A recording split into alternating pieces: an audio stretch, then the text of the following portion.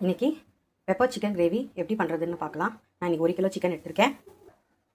அதுக்கு தேவையான 2 வெங்காயம், 2 தக்காளி, கருவேப்பிலை, கொத்தமல்லி, சிக்கனுக்கு அரைச்சி ஊற்றுற தேவையான அளவு 2 டேபிள் ஸ்பூன் மிளகு எடுத்திருக்கேன். கொஞ்சோண்டு ஜீரகம், கொஞ்சம் சோம்பு, கொஞ்சம் பச்சை மிளகாய், கருவேப்பிலை, கொத்தமல்லி, ஒரு துண்டு இஞ்சி, 2 பல்லு பூண்டு எடுத்து வச்சுருக்கேன்.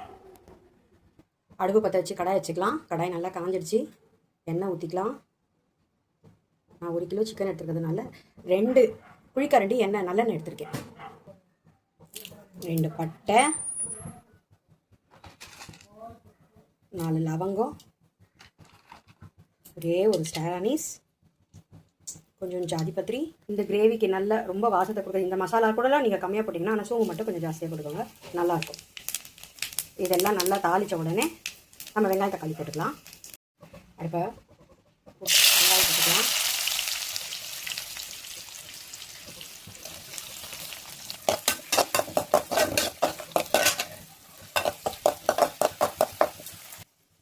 வெங்காயம் இந்த மாதிரி ரோஸ் கலராக வரணும். வதங்கின உடனே தக்காளி, கருவேப்பிலை போட்டுக்கலாம். தக்காளியும் கருவேப்பிலையும் நல்லா வதங்கட்டும்.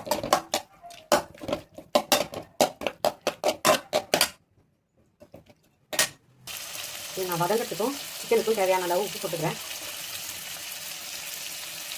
நான் என்னோட ஸ்பூனில் ஒரு 2.25 ஸ்பூன் உப்பு போட்டுக்கிறேன். பத்தலைன்னா பார்த்து போட்டுக்கிறேன். உப்பு மட்டும் எப்பவுமே உங்களுக்கு தேவையான அளவு தான் நீங்கள் போட்டுக்கோங்க. வதங்கட்டும். பாருங்க, தக்காளி வெங்காயம் நல்லா வதங்கிடுச்சு. இப்போ இதில் நம்ம சிக்கனை சேர்த்துக்கலாம். சிக்கன் போட்டுக்கலாம். நான் நல்லா சிக்கன் மஞ்சள் போட்டு கழுவி எடுத்துருக்கேன். சிக்கன் நம்ம எல்லாம் ஒரு பரட்டிக்கலாம். இதில் நான் 1 ஸ்பூன் மஞ்சள் போட்டுக்கிறேன். என்னுடைய ஸ்பூனில்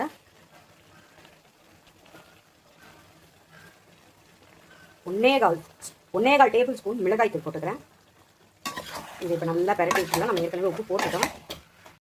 இப்போ நம்ம அரைக்கிறதுக்கு தேவையான பொருளை எடுத்து வச்சுருக்கோம் இல்லையா, இதெல்லாம் ஒன்றா போட்டு மிக்சியில் அரைச்சி எடுத்துக்கலாம். பாருங்க, இந்த மாதிரி நல்லா விழுதாக அரைச்சிட்டு வந்தாச்சு. இப்போ இதை நம்ம சிக்கனில் ஊற்றிக்கலாம். சிக்கன் நல்லா கொதிக்குது.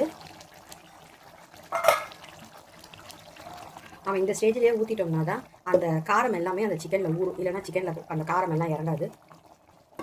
இதை நம்ம நல்லா பரட்டி எடுத்துக்கலாம். பாருங்கள், நான் தண்ணி கொஞ்சமாக தான் ஊற்றினேன். இதில் எவ்வளோ தண்ணி வந்துச்சு.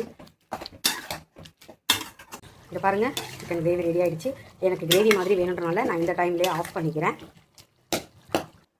சிக்கன் ரெடி ஆகிடுச்சு. இது நீங்கள் செஞ்சு பார்த்து எப்படி இருக்குன்னு உங்களுடைய விருப்பத்தை கமெண்ட்டில் சொல்லுங்கள். அப்படியே சப்ஸ்கிரைப் பண்ணிக்கோங்க.